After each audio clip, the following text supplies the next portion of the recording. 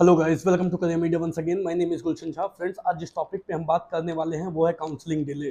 Counselling delay होने के वजह से कहाँ कहाँ पे किस किस एंगल से इम्पैक्ट पड़ता है, इस बात की चर्चा कोई नहीं करते हैं। इस बात को समझना ज़रूरी है कि काउंसलिंग डिले अगर हो रही है तो ना तो सिर्फ जो स्टूडेंट्स 2024 काउंसलिंग को अटेंड करने वाले हैं उनके ऊपर इम्पैक्ट पड़ता है, बट इसके अलावा जनरल पब्लिक के ऊपर इम्पैक्ट पड़ता है, जो हमारी इंफ्रास्ट्रक्चर है उसके ऊपर इम्पैक्ट पड़ता है। At the same time medical colleges जो हैं उनके ऊपर इम्पैक्ट पड़ता है। तो आज की इस वीडियो में हम यही जानेंगे कि काउंसलिंग डिले होने की वजह से कहाँ कहाँ पे क्या क्या इम्पैक्ट पड़ता है और इससे हमारी जो पूरी सिस्टम है, हेल्थ केयर सिस्टम, वो कैसे गड़बड़ा जाती है, वो कैसे डिसरप्ट हो जाती है। तो चलिए स्टार्ट करते हैं वीडियो को। सबसे पहले बात कर लेते हैं काउंसलिंग डिले को लेकर के अभी फिलहाल क्या स्टेटस है।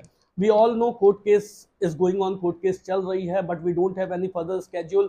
काउंसलिंग 20th ऑफ रजिस्ट्रेशन जो है वो 20th ऑफ सितंबर से ही स्टार्ट हो चुकी थी, बट आज की डेट में हम जब ये वीडियो बना रहे हैं तो ऑलरेडी ऑलमोस्ट 20 डेज हो चुके हैं जब रजिस्ट्रेशन तो ओपन है, बट आगे की जो स्केड्यूल है वो पब्लिश नहीं की गई है ना। ये पब्लिश नहीं करने के पीछे मल्टीपल रीजंस हो सकते हैं। हो सकता है कि जुडिशियल रीजन जो है, जुडिशियल कोर्ट केस जो है वो भी एक रीजन है। इसके अलावा हो सकता है कि स्टेट्स जो हैं वो अपनी काउंसलिंग इस वजह से नहीं स्टार्ट कर पाते हैं कि जो मार्क्स है स्टूडेंट्स के वो मार्क्स अवेलेबल नहीं है, जिस वजह से जो इन सर्विस कैंडिडेट्स हैं उनके लिए मार्क्स, उनको कितने मार्क्स देने हैं और उस मार्क्स के बेसिस पे उनकी क्या रैंकिंग बनेगी, नॉर्मलाइजेशन को देखते हुए वो भी एक रीज़न हो सकता है। कुछ लोगों का ये भी मानना है कि सीट मैट्रिक्स फाइनलाइज नहीं हो पा रही है, इस वजह से ये डिले होती है। सो डिले होने के मल्टीपल रीजंस हो सकते हैं, बट मल्टीपल रीजंस के वजह से इस डिले के वजह से जो इम्पैक्ट पड़ रहा है वो सबसे पहले अगर हम देखें तो नीट पीजी एस्पिरेंट्स जो इस बार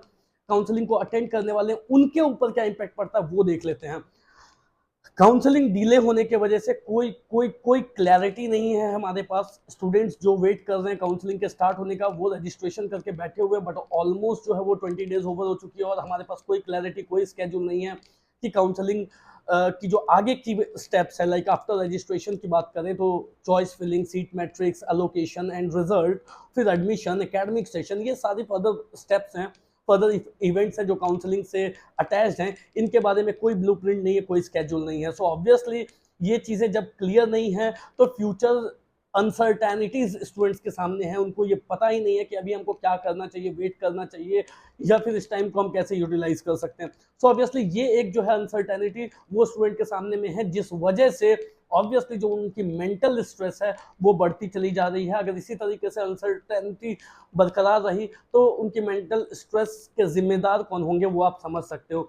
इससे पहले हमने बहुत सारी वीडियोस में ये कवर किया है कि स्टूडेंट्स के, डॉक्टर्स के मेंटल स्ट्रेस को कम करने के लिए काफ़ी बहुत सारे जो हैं वो सर्वेज किए गए और उन सर्वेज में ये चीज़ें निकल के आई कि कहीं पे मैंडेटरी हॉस्टल का मुद्दा निकल के आया, कहीं पे रैगिंग का मुद्दा निकल के आया, कहीं पे जो है वो एकेडमिक सेशन टाइम पे स्टार्ट नहीं होने की वजह से आया, और इसके साथ साथ जो है ओवर वर्कलोड एक जो है वो इम्पोर्टेंट जो मुद्दा है वो निकल के आया डॉक्टर्स के ऊपर में, मेडिकल स्टूडेंट्स के मेंटल स्ट्रेस के पीछे में।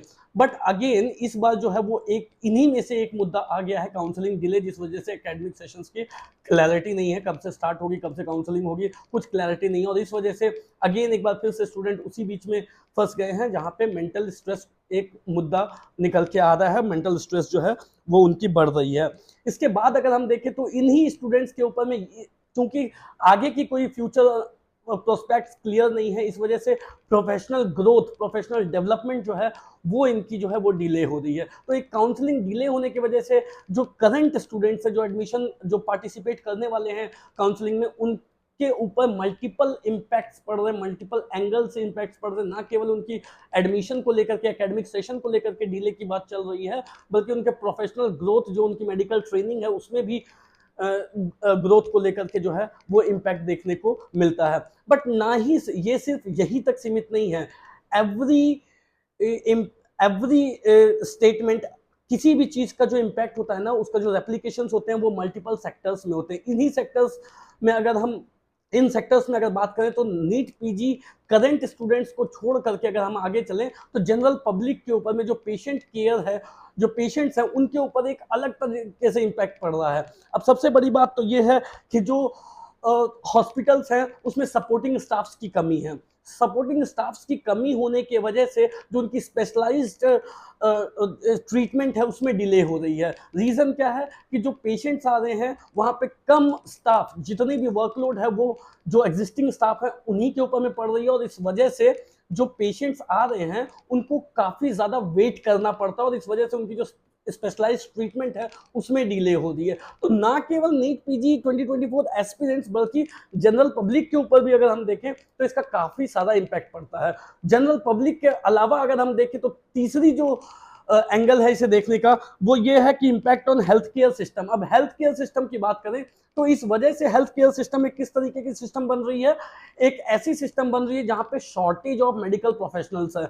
एक तो काउंसलिंग नहीं हो पा रही है, एडमिशन डिले हो रही है, विच मीन्स कि जो है न्यू स्टूडेंट्स जो हैं वो हमारे हेल्थ केयर सिस्टम में नहीं आ पा रहे हैं। तो जो भी एग्जिस्टिंग स्टाफ्स हैं, एग्जिस्टिंग मेडिकल प्रोफेशनल्स हैं, उन्हीं को सारी चीज़ें करनी पड़ रही है। ओवर वर्कलोड वाला इन्वायरमेंट बन रहा है, दैट मीन्स स्ट्रेस्ड इन्वायरमेंट बन रही है, और साथ में स्ट्रेस्ड इंफ्रास्ट्रक्चर बन रही है, और साथ में शॉर्टेज जो है वो भी हमको देखने को मिल रही है हमारे हेल्थ केयर सिस्टम में।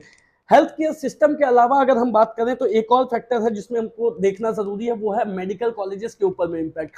मेडिकल कॉलेजेस के ऊपर में अगर हम इम्पैक्ट की बात करें तो एकेडमिक सेशन जो है वो डिले हो रही है, एकेडमिक सेशन डिसरप्शन हो रही है, और उनके जो एडमिनिस्ट्रेटिव है उनके ऊपर में ओवर वर्कलोड की जो चीज़ें वो देखने को मिल रही है।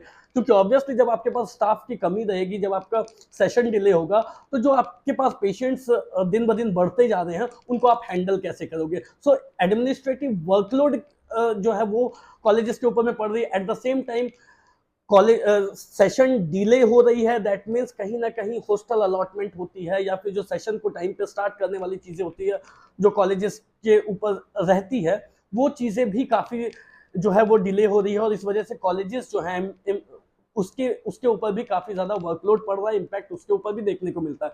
सो कुल मिला के कहने का मतलब ये है कि काउंसलिंग डिले होने की वजह से सिर्फ नीट पीजी 2024 एस्पिरेंट्स जो अभी काउंसलिंग में पार्टिसिपेट कर रहे हैं उनके ऊपर जो इम्पैक्ट है, जो हमको साफ साफ देखने को मिलती है, वो तो है ही है, बट इसके अलावा भी है कि जो हमारे हेल्थ केयर सिस्टम जो है वो किस तरीके से बनती जा रही है, इसके अलावा मेडिकल कॉलेजेस के ऊपर में जो इम्पैक्ट है वो किस तरीके से पड़ रही है, और जो जनरल पब्लिक्स हैं, जो पेशेंट है, पेशेंट केयर को लेकर के कितना ज़्यादा इश्यूज देखने को मिल सकता है। तो ये एक बहुत बड़ी बात हो सकती है किसी भी मेडिकल सिस्टम के बारे में, हेल्थ इंफ्रास्ट्रक्चर के बारे में।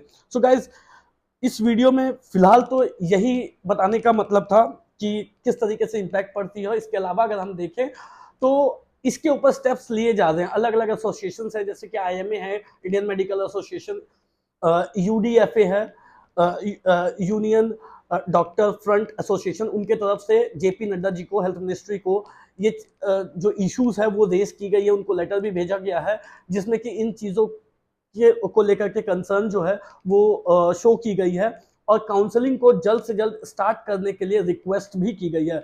ना देखने वाली बात ये होगी कि कोर्ट केस जो एक मुद्दा अगर इसमें है तो उसकी डेट जो है वो 25 ऑफ अक्टूबर की रखी गई है, अकॉर्डिंग टू जो कोर्ट केस की जो आप देखोगे केस लिस्ट, केस स्टेटस देखोगे तो उसमें इस कोर्ट केस की जो लिस्टिंग की गई है वो 25 ऑफ अक्टूबर की गई है, जो अभी से अगर हम देखें तो ऑलमोस्ट 15 दिन के बाद है, 15 डेज के बाद है। तो काफ़ी लंबा टाइम अभी उस कोर्ट केस में है। अगर वो पहले हो जाती है, बिकॉज ऑफ अर्जेंसी को देखते हुए, अर्जेंट मैटर को देखते हुए अगर उसे थोड़ा पहले कर दिया जाता है तो ऑब्वियसली ये इस मैटर को थोड़ा सॉर्ट आउट किया जा सकता है, और कुछ हद तक इन चीज़ों को, जो इनके गलत जो इम्पैक्ट जो पड़ रही है उसको थोड़ा सा कम किया जा सकता है।